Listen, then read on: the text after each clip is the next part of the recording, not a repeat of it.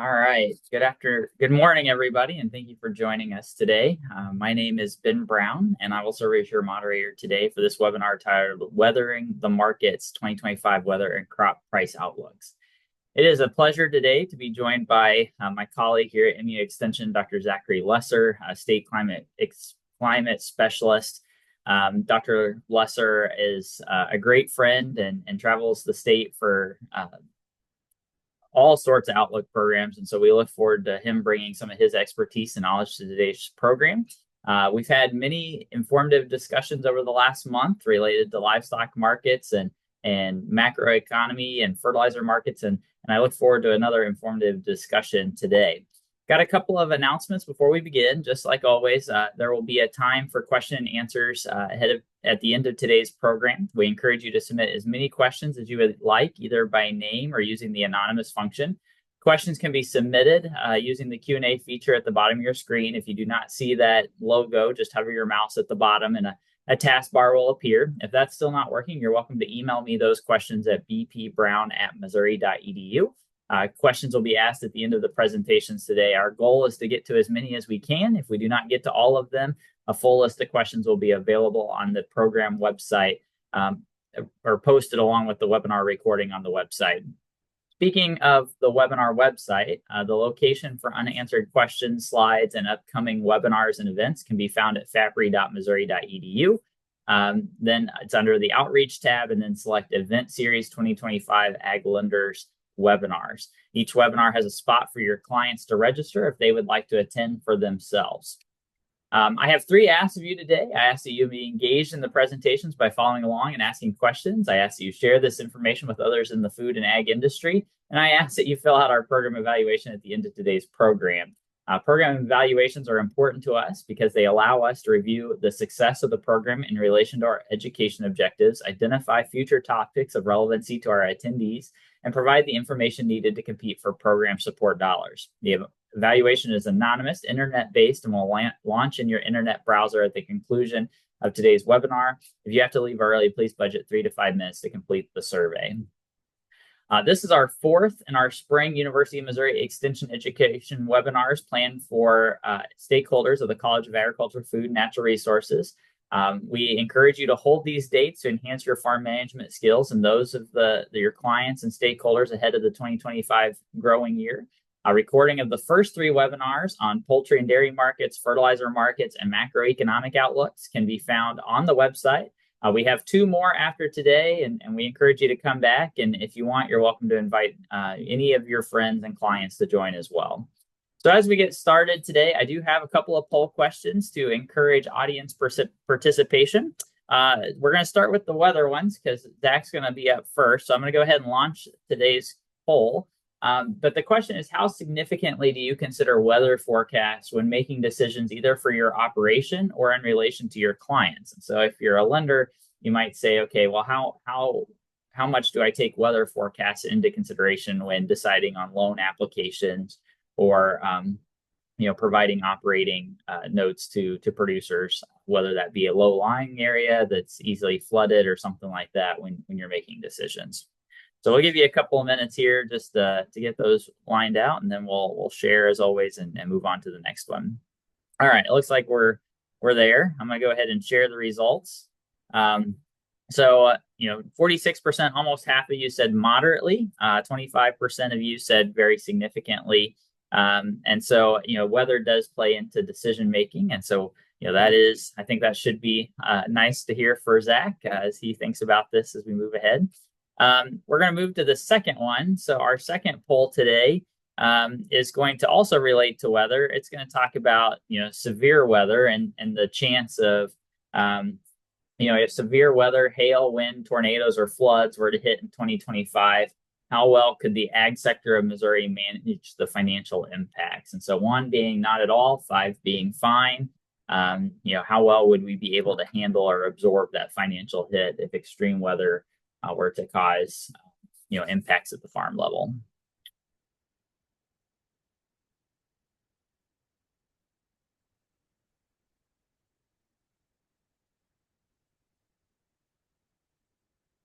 All right, I'm gonna go ahead and end the poll and share the results. as kind of expected, the majority of you said about a 3, so on average. But then, a little bit more said would be fine. Again, I think due to some support programs that we had and just kind of the historical nature of crop insurance, I think that helps alleviate some of that concern as well. So then the final poll question before we switch gear. Oh, I guess there we go. Sorry. The final poll question before we switch gears here is when we think about weather strategies. So this one says, what strategies do you use or recommend to your clients to mitigate weather-related risk? We got some options there. This one isn't actually, I think you can select multiple. You don't have to select just one. And so if you want to select the ones that you use most, or if you just want to select that one particular one, that works too. So, but diversification of crops, investment in irrigation systems, purchasing crop insurance, use of drought-tolerant seed varieties, soil health management, conservation, other, or don't use or recommend any. We'll give you a couple of seconds here to fill that out, then we'll get rolling. Okay. I'm going to go ahead and stop it there, share the results. So crop insurance is the dominant one. I think this kind of relates to the question just a few minutes ago. But then also, quite a range of responses here. Interesting to see that soil health management and conservation is the second one. We tend to see a lot of diversification between crops and livestock to help with some of this risk as well. So maybe a little surprised that wasn't higher up, but certainly understand the responses there as well. Okay, so moving on to our program today. Before we get started and before I introduce Zach, I do want to make mention that our Missouri Farmland Values Opinion Survey is live. This is the survey that MU Extension does every year to collect information about farmland trends across the state. It is one of our most popular and most requested documents. If you are familiar with land transaction data in your area, we kindly ask that you fill out our survey so we can help get a better picture of what land value markets or land markets are doing across the state. So I'll put this link in the chat, and if you want to fill it out, we'd greatly appreciate it. But just want to do a quick advertisement for that. All right, so let me introduce our speaker today. Dr. Zach Lesser is an assistant professor in climate science at the University of Missouri, where he serves as the state climate extension specialist and director of the Missouri Climate Center. Zach received his master's and PhD in geography at Ohio State University. I guess it's the Ohio State University. Zach will probably get after me. Yeah, the Ohio State University. After receiving a BS in meteorology at Western Kentucky University, Zach's research focuses on using climate data to improve monitoring and prediction. He is particularly interested in improving soil moisture and drought monitoring to support Missouri's agriculture and natural resources sectors. So with that, Zach, I will turn it over to you to share your knowledge. I greatly appreciate you being here with us. You and I did this a year ago on Good Friday. And so we're doing the day after Ash Wednesday this year, but certainly appreciate you being back with us. Yes, thank you, Ben. And I think you should know about the in front of Ohio State as well from your time there. But no, good morning, everyone. I'm happy to be here today. The title of my presentation today is Missouri Weather Summary and Outlook. But one of the reasons I like working with Ben is that when we look at these crop markets and really try and predict agriculture, those markets are influenced by factors outside of Missouri as well. So I like getting to talk a little bit more about regional and national scale weather here as well. So I'm going to start out by mainly focusing on kind of current conditions and what we've seen here in Missouri, but also provide a little bit of an outlook for the future and what we might see regionally as well. And so to get started, I am a climatologist, and so one thing that separates me from a meteorologist is I do like to make predictions, but I also like to start by looking at the historical past first. And I do think this helps to add a lot of context to any predictions we see, is to take a short look back, look at the last growing season, and see how things have gone over the winter since then. And so I'll start here with, this is just a 2024 climate summary for the state of Missouri. And these were our statewide average temperatures And this bar graph here shows those departures from normal each month. And so where you see a red bar, we had a warmer than average month for the state, and blue bars would show those colder than average monthly temperatures. And one thing you'll notice is 9 of those 12 months are the red bars, and we see some very tall red bars. And that's because 2024 was a very warm year. It was Missouri's second warmest year on record, behind 2012, and that's with our state's weather data going back to 1895. So pretty impressive. But what was kind of remarkable is it was kind of quietly the second warmest year on record. If you look here, most of our warm months started out in February through the spring and then into the fall. We did actually avoid above average temperatures during our seasonally warmest time of the year in July and August. So no extended heat periods of excessive heat, but it was in those transitional seasons when we saw the warmth. So kind of extended the growing season, but also avoided the worst of that summertime heat as well. Now, precipitation wasn't as clear of a signal here in 2024. This bar chart's kind of similar, where we can see the wet months here in green, the drier months in brown, and really we had a lot of up and downs here. And if we total all this up, 2024 does go into the record books as a wet year on average across the state. We were 3.36 inches above normal for rainfall. But that doesn't mean we didn't have some dry periods interspersed in there as well. What I'll note here is that, if you look at the growing season last year, we started out very wet from April through July, 4 consecutive months with above average precipitation.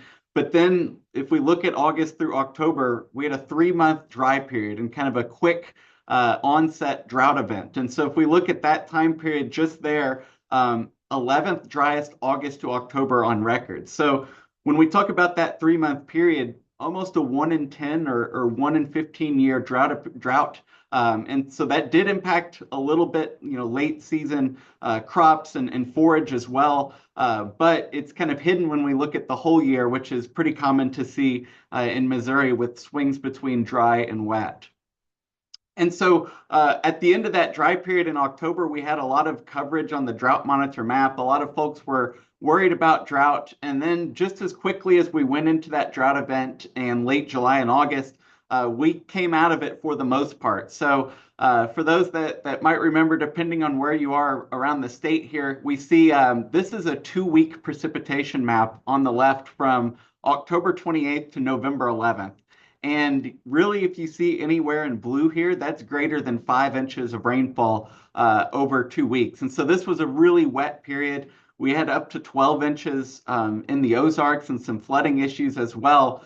But we really needed that rainfall. This was over, drought impacted areas that were behind on precip and needed to see this. So from drought 1 week to 2 weeks later, record breaking precipitation in some parts. And so a lot of this came on November 4th and November 5th, and this table shows some of the highest one-day totals that were set that day. And so Mountain Grove here in Wright County, 9.83 inches in 24 hours. That was a new daily November record for the state. So we had some drought last fall, but also some really impressive rainfall as well. And so if we look at the kind of end of the year of 2024, this is on New Year's Eve, 2024, looking at the U.S. Drought Monitor change compared to its peak in October 29th. And so really, if you look at the legend here, all of those greens and blues show improvement of conditions, and then the darker those colors are, or when you get to blue, the more class improvements that were made. And so this means everybody in the state improved at least one category in the drought monitor. But here, for example, in Southwest Missouri, these were areas that were D3 on October 29th, but had no classification on the map by New Year's Eve. So quick onset of drought in the fall with some quick recovery as well. And so now that we've turned the calendar year, what are some observations we've been seeing here in 2025? Well, that second warmest year on record seems like a distant memory. We've been cold since we got into 2025. Here we see that January statewide average temperature was about 2.5 degrees below average, and that's during our coldest month of the year. So we certainly dealt with a lot of extreme cold, but also a lot of snow during January as well. So the map on the left is not liquid precipitation here, but just the snowfall. And you can see really along the Missouri River or I-70 corridor, those heavier totals when we were getting double-digit snowfall during the month of January. But also what's remarkable is that the entire state saw some significant snow. Those dark greens are around 4 inches, and we see that down in even southeastern Missouri. And so widespread snowfall amounts with some higher totals in the central part of the state.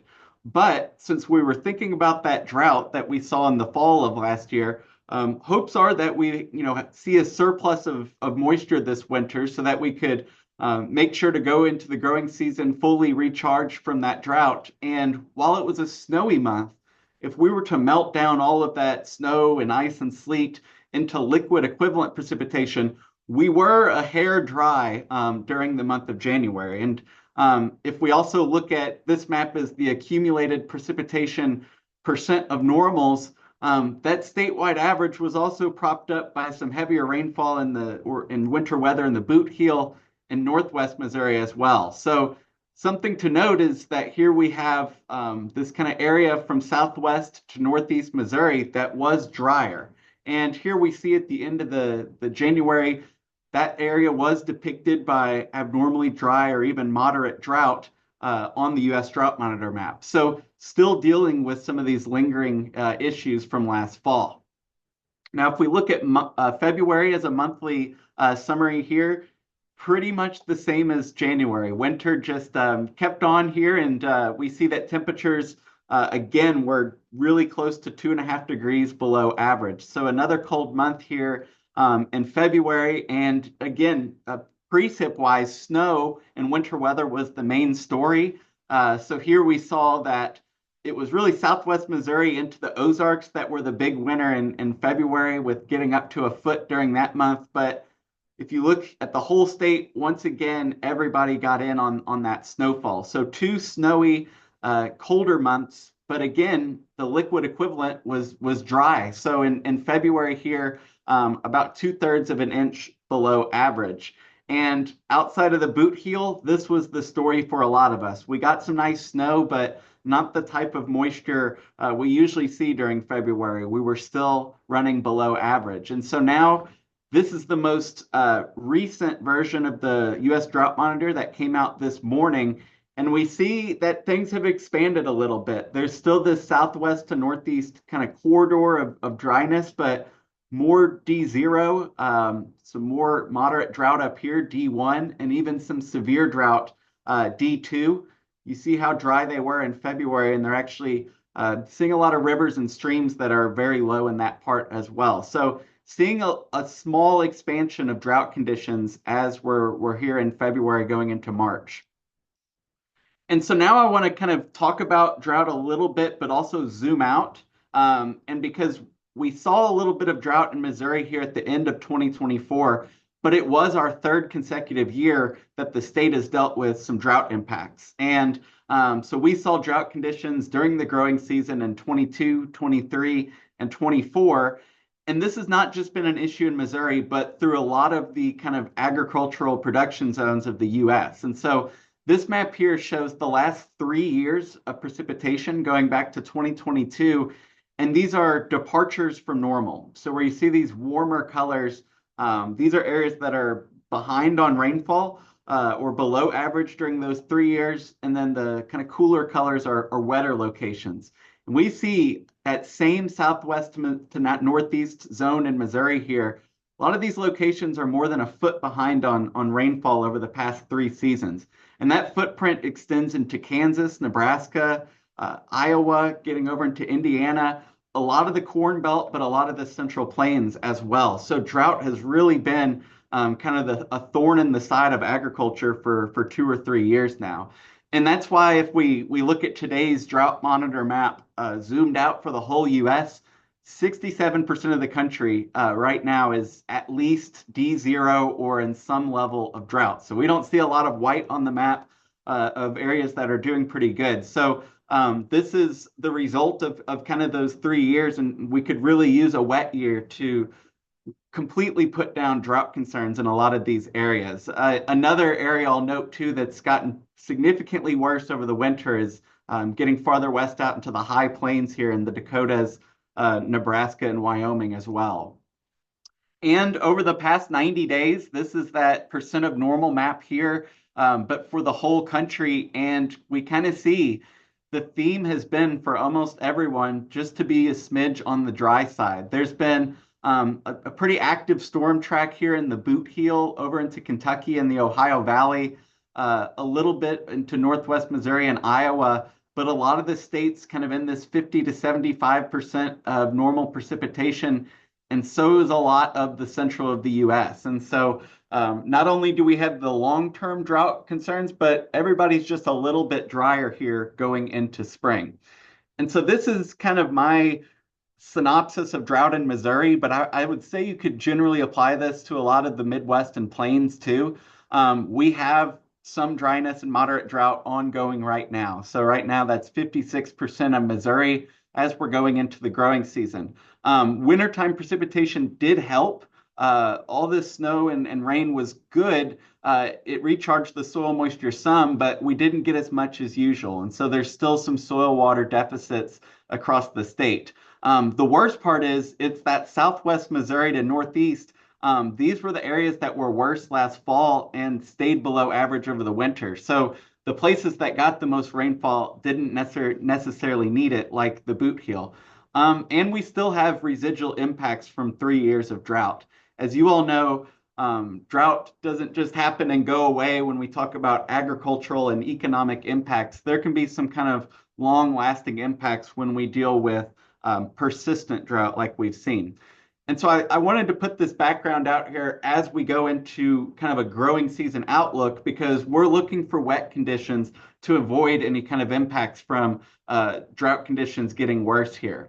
And so now some good news. Here is the precipitation map from Monday, and this is radar estimated precipitation across the U.S. This doesn't include some precip from yesterday, so these areas might be a little wetter in the Ohio Valley, but great news for Missouri, eastern Kansas, Iowa here, locations that we had drought. Here we see in these yellows up to 2 inches of rainfall. Most of us got at least an inch. And so a good soaker. It brought a lot of wind and problems, but we needed that rainfall. The bad news is it does look like for the week ahead in the short term, we're going to go back to kind of a calmer pattern. So temperatures are going to warm up, and then this is a precipitation forecast from the Weather Prediction Center for the next 7 days. And we see maybe up to 1/4 of an inch in Missouri. But the main story is you can almost see it on the map. We're going to have one storm pass to our north over the next couple of days. Later this weekend, we have a storm dive to our south and really miss Missouri. So this time of year, we should be seeing multiple rainfall events per week, but does look pretty calm here over the week ahead. Temperatures were a lot cooler today here in Missouri and for a lot of the central U.S. behind this energetic storm that brought the wind, the rain, and some snow too. So what these maps are showing is, if you can read these numbers, these are the forecast high temperatures for today. And the background colors are showing whether these temperatures are warmer and cooler than average for the U.S. And so we've got all this cold air behind that departing system. But now look at the same forecast here for next Tuesday. Mid-70s or lower to mid-70s for all of Missouri, but also getting into the northern plains and upper Midwest too. Temperatures 25 to 30 degrees above average. And so getting into mid-March here with these warmer temperatures could be getting close to the time of year where we start to see maybe some activity and planning for planting by later in the month or early April. And so that's why maybe we'll look beyond the next 7 days. Will that warm up continue? Not a lot of confidence right now. And so these are the outlooks from the Climate Prediction Center. We see in that 8 to 14 day a slight chance for warmer than average temperatures, but only really up to about 40%.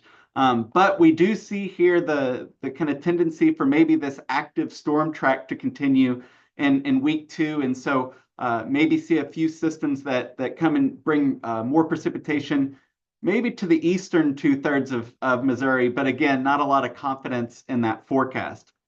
But I do want to talk about beyond just the next 14 days or what might be the weather forecast, what is our long range climate prediction? And to do that, first, I want to mention El Nino and La Nina. You're probably familiar with this. It's something that goes into these long range weather predictions. El Nino and La Nina is part of the El Nino Southern Oscillation, or ENSO. What this is basically just a natural variation of ocean temperatures along the equator in the Pacific Ocean. When those temperatures shift to warmer, they're in an El Nino phase. When they shift to colder temperatures, they're a La Nina phase. And what we see is these temperatures kind of flip-flop between warm and cold every 2 to 5 years or so. And because the oceans contain so much heat, these changes in temperatures can have a pretty big impact on global climate and weather patterns we see. So tracking those ocean temperatures can kind of help with this long-term prediction. So what you need to know now is we were coming off of a very strong El Nino, where you see these red numbers here. We had ocean temperatures 2 degrees above average. El Nino usually means warmth for the United States. And so that's probably a big factor why we had our second warmest year in 2024. But then look, about halfway through 2024, we went to what's called ENSO neutral. Those temperatures dropped. And now we're below average enough where we are officially in a weak La Nina event. Now, this is from the Climate Prediction Center. They monitor La Nina. I do want to also include their forecast of probabilities here. We're definitely in La Nina, but look by June, July, and August. The percent chance of La Nina is only about 30%. 60% chance of neutral conditions, so it could go either way, and then 10% chance roughly for an El Nino. So a ton of uncertainty in the forecast for a phenomena that usually lasts for a year or so before changing. And this is just kind of a visualization of their model spread that we see this weak La Nina, but wow, by later in the year, look at the spread and what we could see. These models don't know if not La Nina is going to stick around or even warm back up to an El Nino here. And so all that to say, right now, this kind of March, April, and May seasonal outlook from the Climate Prediction Center looks a lot like a spring La Nina event. And so these composites show what we usually see for temperatures on the right and moisture on the right, on the bottom, bottom right during La Nina years. And you can see kind of this wetter pattern in the northeast, some wetness in the northwest, and then a drought signal. It looks a lot like the forecast here for May. And so definitely expecting maybe a La Nina-ish spring from these seasonal forecasts. But another thing we've seen is that this has done pretty good over the winter too. And so again, looking at where the moisture usually is during a La Nina over the past 90 days, that's verified pretty well. And so all this to say, I like this forecast. I'm pretty confident that we will see maybe a continuation of conditions here. So variable temperatures like we've seen, a little colder, now warming up. But it looks like that general precipitation pattern of more rain or precip in eastern to southeastern Missouri and less to the western half of the state. That's something to keep an eye on still because more of our droughts kind of in that western part of the state here. And then finally, I'll end with a look at the summer for June, July, August at both temperatures and kind of precipitation. But I want to leave with the parting note here that now if we look at these La Nina composites for June, July, August, that's not exactly what these maps look like. And that is because the Climate Prediction Center, looking at their forecast discussion, they're kind of leaning away from La Nina and thinking it will weaken. And so instead, they're thinking more about persistence, where we've got this warmth and drought here in the western U.S., and they're kind of looking at some of their other models too to find some agreement. But you'll notice these percentages and probabilities are all pretty low, and that's because we don't have a lot of confidence without that La Nina prediction. So hopefully we can avoid drought. It definitely doesn't look like there's a strong signal going into the summer here. But I do want you all to know there's a lot of uncertainty in that forecast this year because we'll have to wait and see with La Nina. And so with that, I'll wrap up here. Here's my contact information if you ever need to get a hold of me, but also I'll be around for any questions you guys have. So thank you. Yeah, thank you, Zach. I really appreciate it. Always enjoy hearing what you have to say because weather certainly impacts what I'm thinking about on the market side too. And I do have to give a note of thanks. Yesterday, I had the great opportunity to go up to Bethany, Missouri, and talk to a group of producers. And I had to be up there at 11, or I was up there at 11, and so I was asking Zach if I should go up the night before that morning, and he was great. So he's a wonderful source and super helpful to me, and really appreciate you being here today. So just a quick reminder for everybody, we're going to do questions at the end just so we can get through all the content, and then we'll come back to the questions. If you do have questions that you would like to submit, feel free to submit them in the Q&A or by email, and we'll get to as many as we can. I do have another poll question, or two poll questions real quick before we move on to the crop markets. So this one relates to which Missouri crop do you believe has the most bullish fundamentals for new crop markets? So this is the crop we'll plant this summer. You've got all the choices there for Missouri row crops. I did include other in case anybody has any suggestions, but this is new crop markets for this summer and your choices there. So I'll give you just a few seconds here to answer this question, and then we'll get to the next one.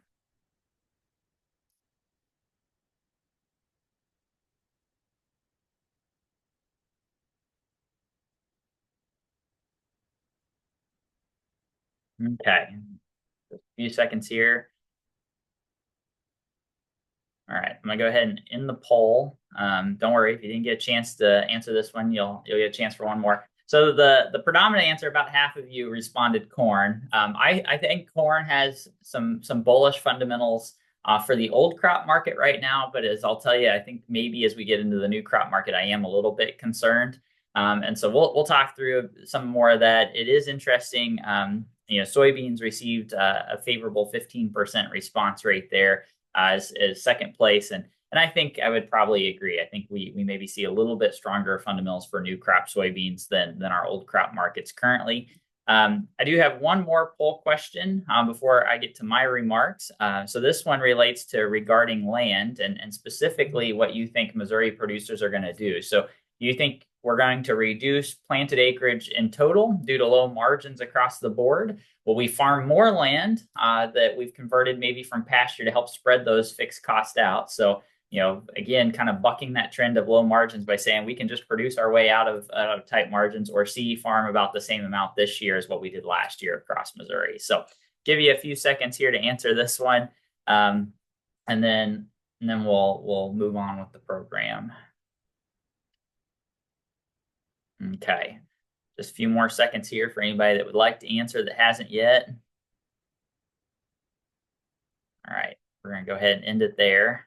So the majority of you said farm about the same amount as we did last year. And I would agree with that. I think we're going to be pretty close to where we were last year. I would agree with you all as well that I think the bias is for more land to be farmed this year than less. I think there's a couple of reasons for that. One of them is you've taken land out of production, and so you're not going to put it back in, or you've taken land out of pasture. You're not going to put it back into pasture once you've taken it out. The second thing is those farm support payments, those direct payments that should be coming in the next week or so. I think really have encouraged producers to say, hey, even in a low margin environment, there's potential for more direct assistance to come based on planted acreage. And so I do think we are maybe encouraging a few more acres with some of those programs than not. So thanks for participating in the polls. I appreciate it. I do have a couple of comments related to the springtime crop outlook, and then we'll take some questions. First, as we look at the next couple of years, this graph is one I've showed for a while now. It basically shows commodity prices all the way since 2010, 2011. That black line that you see right in the middle of the screen, that's the same prices that we saw back then. You'll notice that for several of our crops, soybeans, cotton, corn, and milo, we're quite a bit below our peaks. Well, all crops are below our peak from 3 years ago. But certainly, these crops are below what we even saw during the 2010, 2011 period. So, very, very suppressed crop markets across the board. Of course, input costs have not declined. And so that's continuing to put a price squeeze on a lot of producers. I do want to talk a little bit about some of the price action we saw this week. So what I'm showing you is these are old crop markets for corn, soybeans, and cotton.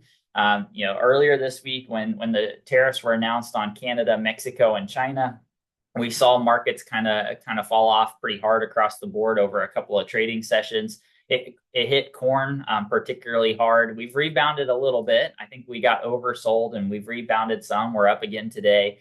But broadly speaking, I want to make the point that if there's things that can move markets quickly, it's policy related, not necessarily supply and demand this time of year. So all this interaction that we have in the policy environment is creating kind of an uncertain market for commodity markets. What I want to show you here is these are the speculative fund positions. You'll hear kind of a little bit about this and how managed money, not necessarily producers, but investors in the markets are influencing some of this market behavior. And I would generally say I agree with that to some extent. I think that the fundamentals drive the market. The sentiment for managed money kind of follows along as a lagged effect. But I do think we can look at these and say, okay, whether we think we're in a bullish situation or whether we're in a bearish situation. Okay, that's kind of I think how I tend to look at these. These are delayed, so this is of February 25th. We'll get up to March 2nd tomorrow, so we can update this. But I want to point out, if you look at this, we went from a historically short position in money demand where people, just 3 months ago were very bearish the corn outlook to pretty bullish in a short period of time. We saw a lot of fund buyers buy into the market as the market was kind of rallying that 90 cents over the last, or between December and January and into February. However, the expectation, at least if we look at some of the daily trades, I think we've shaved 100,000 contracts off the long position of corn here just the last couple of days. So, we're unwinding this short position. When you get really long, like what managed money was in this case, right? It creates a scenario to where if the market starts to flip, people start selling their contracts and that starts weighing on the market as well. So we had a little bit of that in the corn contract. I think that's what led to getting a little oversold. And we'll see if we can pull some of that back here in the short run. If we look at soybeans is more in a neutral position as of 2 weeks ago. Again, we'll get an update tomorrow. But my expectation is soybeans are probably still neutral to maybe a slight short position in the market in real time. But then cotton is very bearish, right? Everybody's kind of bearish the cotton market. There's not a lot of positive price action if you're a cotton grower to get excited about. We're in the most bearish fundamentals we've seen in a long, long time in the cotton market, and I'll talk about that. But we're giving up some cotton acres to corn, and I think when I start to look to 2025, I can paint a picture where we end up with a lot more corn acres than what we maybe have anticipated. If there is a bright spot in the sell-off that has happened here in the last week or so, is that it came after we set crop insurance prices for spring planted crops. So corn and soybeans, those crop insurance prices are set during the month of February. What I'm showing you here, the bars that you see, this is the corn crop insurance price. So our corn price, that base price, actually is higher this year than what it was last year. $470 this year compared to $466 a year ago. Those are down from the 2 years prior.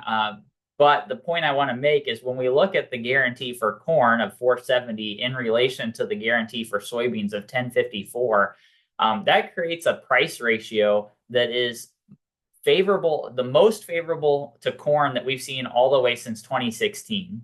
And so there's a lot of people that would say that the crop insurance guarantees help drive acres.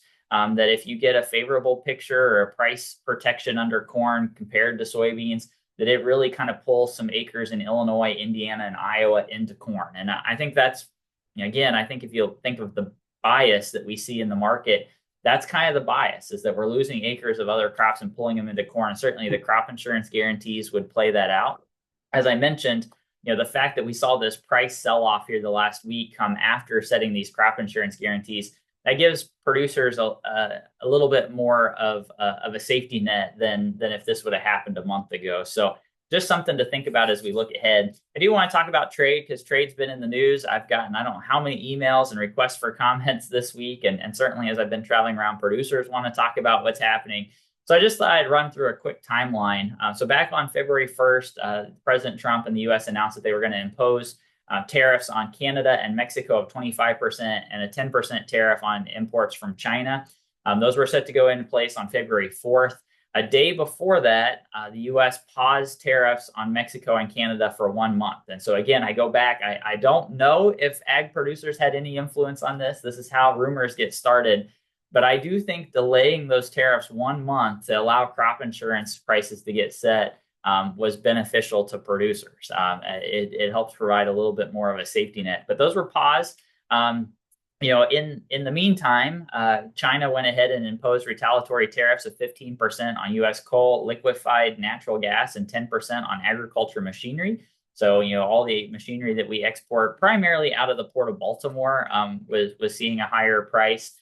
That leads us to what happened this week. That month-long pause ended, and so the U.S. imposed 25% tariffs on Canada and Mexico, and enacted an additional 10% tariff on Chinese goods. Those all went into effect just earlier this week. That afternoon, Canada responded with tariffs on U.S. products of 25% on all of our products going into Canada. And we'll talk about why or how that might impact us. China also responded by announcing 15% tariffs on U.S. imports of chicken or U.S. products into China of 15% on chicken, wheat, corn, and cotton, and 10% on sorghum, soybeans, pork, beef, aquaculture, fish, vegetables, fruits and vegetables, and dairy products. And so, both Canada and China have responded to the tariffs that we've seen on U.S. products. A couple of upcoming dates that we're just kind of watching is this Sunday. Mexico plans to announce their retaliatory tariffs on U.S. products, which the big concern here is that they include corn and pork in those retaliatory tariffs. And then April 2nd, the U.S. is set to impose a large amount of reciprocal tariffs on any country that tariffs the United States. And so kind of the argument here is balancing that playing field. But the big concern is that those countries then increase retaliatory tariffs on ag products that they import from the United States. So just kind of a timeline of what's happening. A quick summary of kind of our trade portfolio. The chart you see on the left there is U.S. ag product imports, and Canada, Mexico are our top, or Mexico and Canada are our top two countries that we import product for. From Canada, it's mostly fertilizer. From Mexico, it's a lot of fruits and vegetables. You'll notice China is number 5 in terms of ag product imports. When we look at where we export products, that's the graph on the right. Mexico, Canada, and China are our 3 largest markets for agriculture exports. That's based on fiscal year 2024 data. So large markets, a lot of concern, a lot of uncertainty under these markets. This is a chart I showed you a year ago when we were doing these ag lender seminars a year ago. This just shows you kind of the risk exposure to the different commodities. The gold is what percentage of our domestic production we export. The black is what percentage of our domestic production we consume domestically.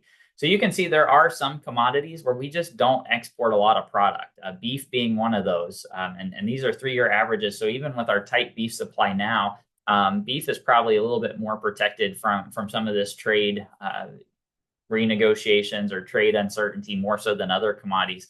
But there's a couple of commodities that have a lot of risk exposure, U.S. cotton being one of those. And that's part of the reason why cotton prices are so weak is they have a lot of risk exposure in the international market. And there's been a lot of uncertainty around trade. Rice and soybeans and wheat also being products that have quite a bit of risk exposure as well. So just wanted to, kind of showcase this again in terms of which commodities may be particularly hit hard if we see countries ramp up retaliatory tariffs. This is a graph that I like to show. This is as of this morning, so data released this morning. I forecast out and say, given where exports are today, if we continue to maintain this pace of exports, how will our end-of-year exports for our current year relate to our end-of-year exports last year? And so you can see for quite a few of our commodities, we've actually had a pretty good export year compared to last year. Soybean oil exports up 74% year over year. We're not consuming as much soybean oil domestically as what we had anticipated. We had a lot of production, and so that's allowing us to export that product into international markets. Corn has had a very strong year as well, up 13%. It's a good year for U.S. corn exports. But we have a couple of products that have been hit particularly hard. Grain sorghum or milo. Most of our grain sorghum goes to Mexico and China. Almost all of it actually goes to Mexico and China. Both of those countries have been in the news a lot. They've backed away from exports. And so grain sorghum prices relative to corn have been very weak. And so, grain sorghum's giving up some acres to corn as well. And then you see cotton down 9%. Again, 80% of our cotton's exported. A good chunk of that goes into Southeast Asia. And we've seen some struggling in that market as well. When it comes to cotton, this is kind of my summary slide here of what I was just kind of reiterating. Brazil has emerged as the #1 exporter of cotton. It used to be the U.S. just a couple of years ago. Brazil overtook us. We don't see that changing.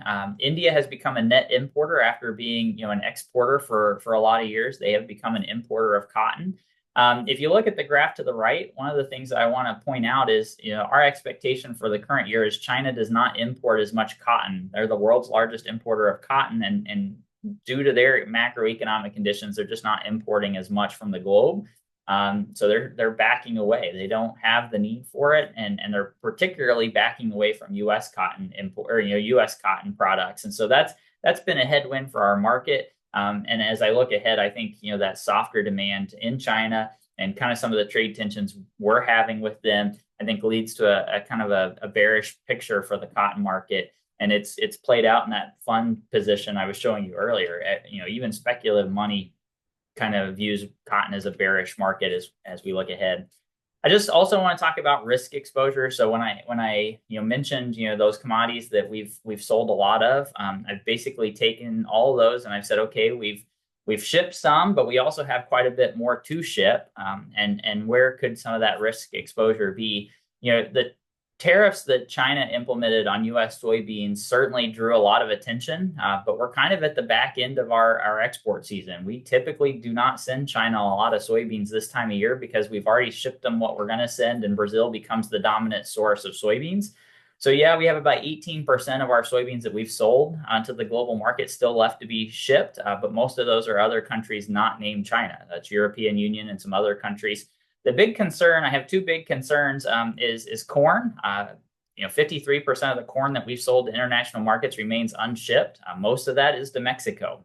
About a couple 100 million bushels that we still need to ship. And then cotton.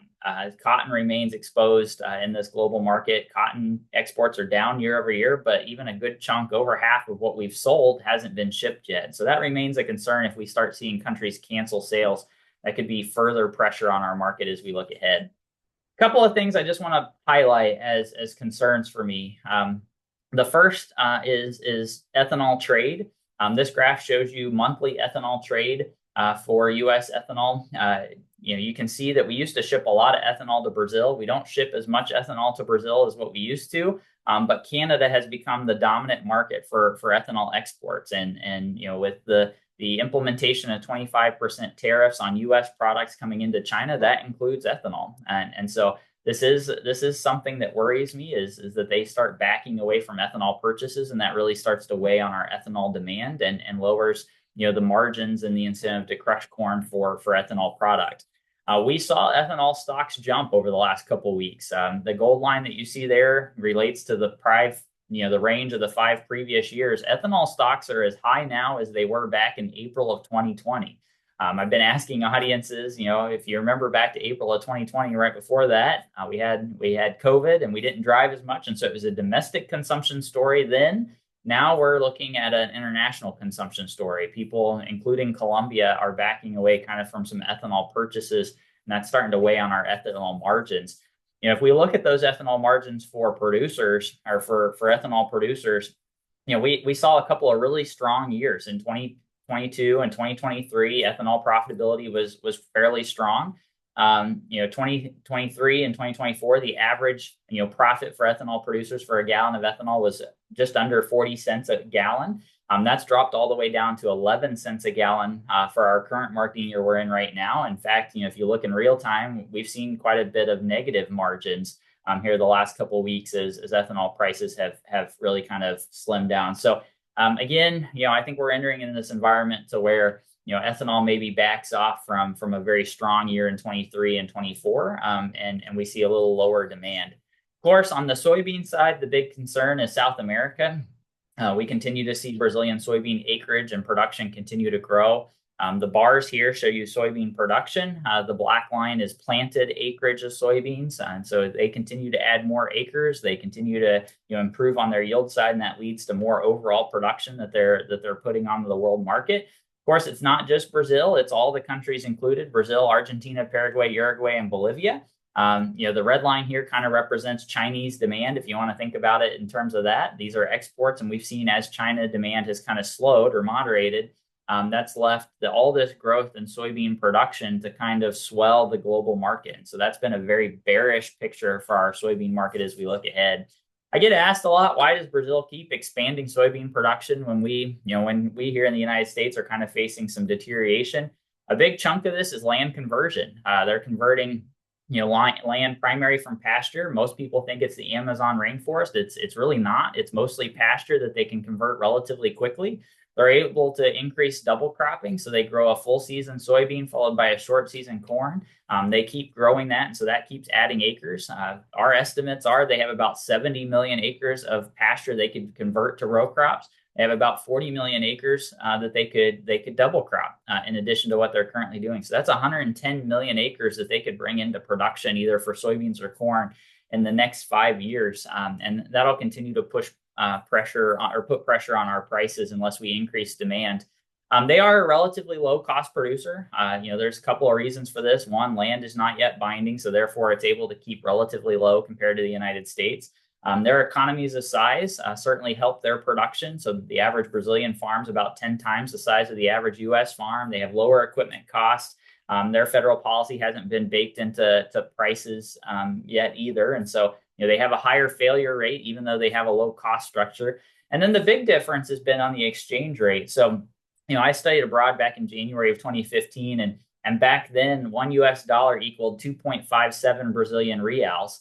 Today, $1 equals 6.7 Brazilian reals, and Brazilian producers sell soybeans on the Chicago Board of Trade, and then they convert those dollars into reals. And so from their standpoint, soybean prices have more than doubled in the last 10 years. And for our US producers, they've been basically $10 in 2015 and $10 now. And so that's why they keep getting the signal to continue to expand production while our producers continue to reduce acres or to continue to see negative or low margins. This graph here just shows you the relative cost of producing, and it kind of matches what I was talking about. Brazil's a relatively low cost producer.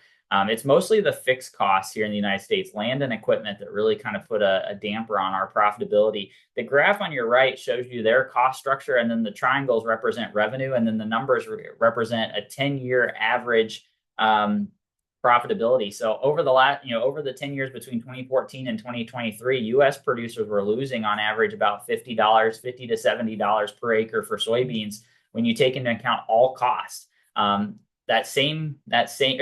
per acre, per hectare. And so you could divide that by 2. So somewhere around, $20 to $30 per acre in losses.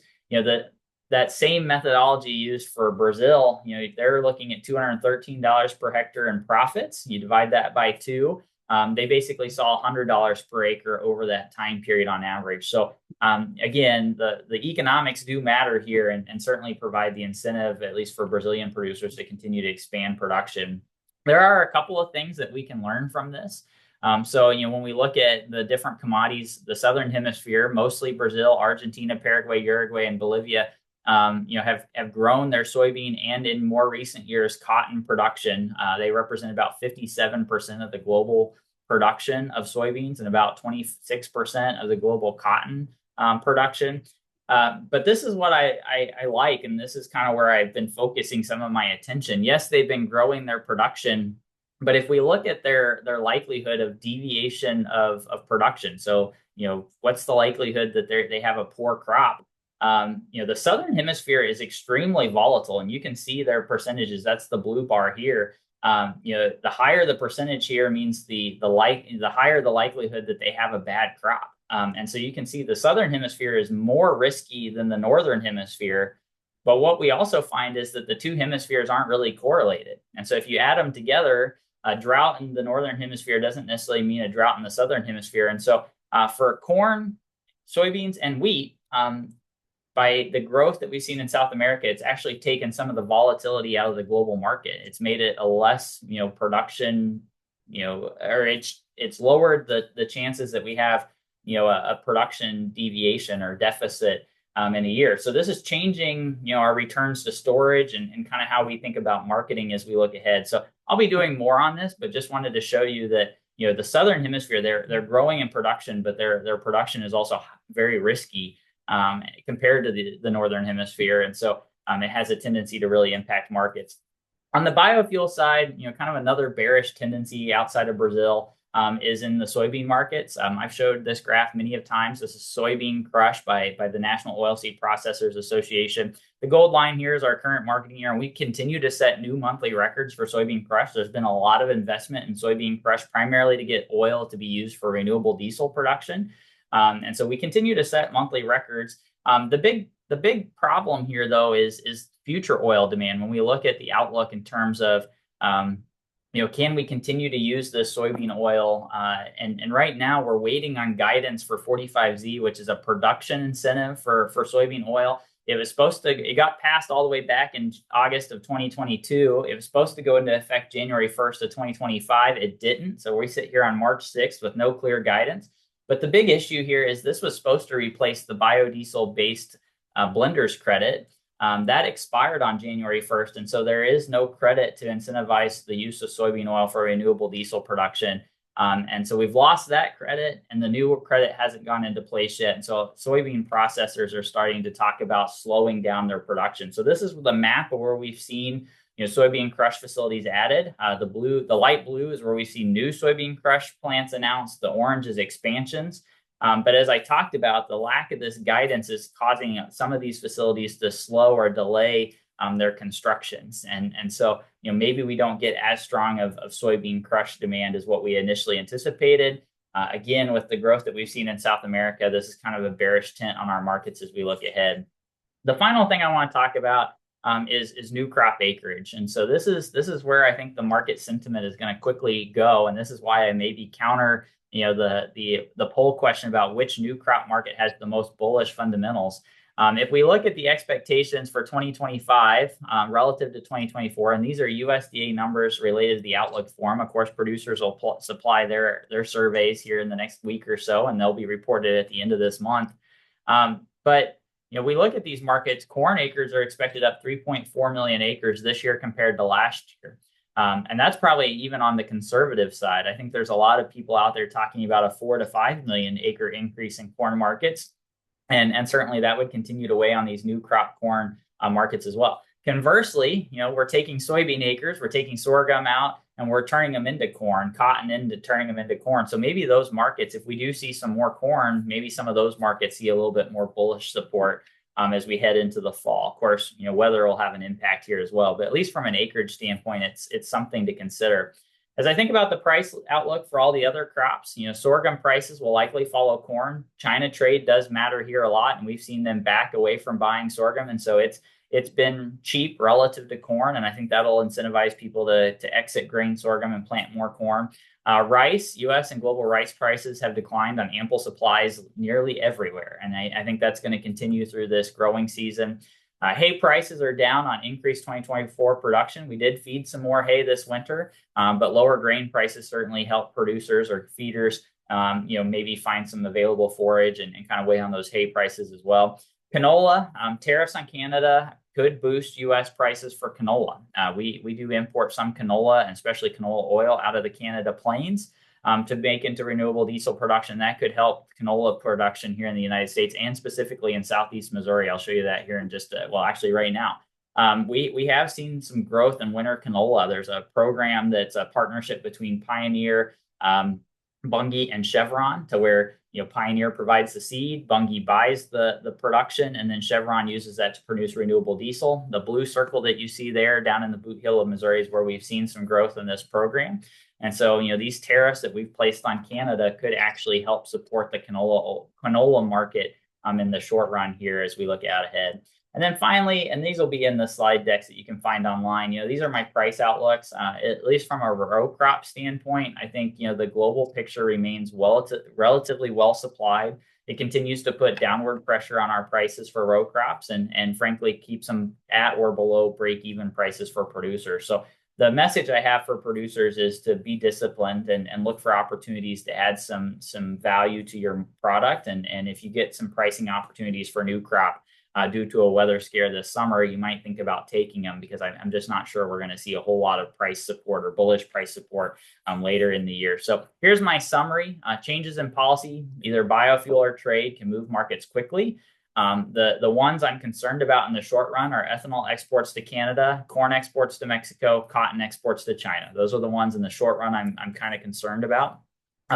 Brazilian production continues to grow and weigh on the soybean market. However, if we take soybean acres out of production and turn them into corn, that gives us a little bit of a price support to the soybeans while being bearish to the corn market. And then new crop acres, none of our crops really need more acres, but everybody seems to want to give their acres to the corn market, which does concern me. And that could be a major headwind for our corn market as we come out of summer into the fall, unless we have some type of weather scare. So with that, I want to say thank you for listening to me. And I know we're just a couple of minutes over here, but I do want to do a couple of quick recaps. And then if you have questions, feel free to put those in the Q&A feature, and we'll get to as many as we possibly can. Our next webinar that we have in this series is going to be on exploring value-added agriculture opportunities in Missouri. My colleague Mallory Ray here at the University of Missouri will be joined with Callie Turner from the USDA Farm Service Agency to talk about some of the tools and products we have to support Missouri's value-added producers, whether that be specialty crops or lavender and fruits and vegetables, urban ag, things like that. So that'll be March 18th at 10 a.m. I encourage you to come back and listen to that program. The other thing is the annual Abner Womack Missouri Agriculture Outlook Conference will be April 9th here in Columbia, starting at 9 o'clock. Or registration starts at 9. We'll start the program about 9:30. We always really enjoy this. It's FAPRI's opportunity to kind of lay out our expectations for the next couple of years and share that with the broader audience and answer questions. So feel free to put that on your calendar. And then finally, if you have new loan officers in your banks that you think would benefit from intensive 3.5-day training, MU Extension does put on a training for new and beginning lenders. And we do this in June and would certainly love to have your banks represented if you have people that you would like to send. The final thing is please fill out the evaluation. We appreciate, everybody always taking the time to fill out the evaluation. And if you didn't see the link today, there'll be an email tomorrow that you'll get. They'll have the link included.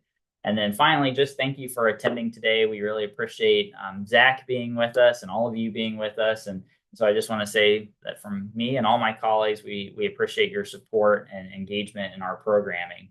So with that, let me see if I can stop sharing my screen here. There we go. I don't see any questions in the Q&A feature. And so, Zach, I think you're off the hook, but I do really appreciate everybody attending. And if you have questions that pop up, feel free to email us and let us know. So with that, thank you all very much for attending, and we'll see you around the state of Missouri real soon. Have a great day.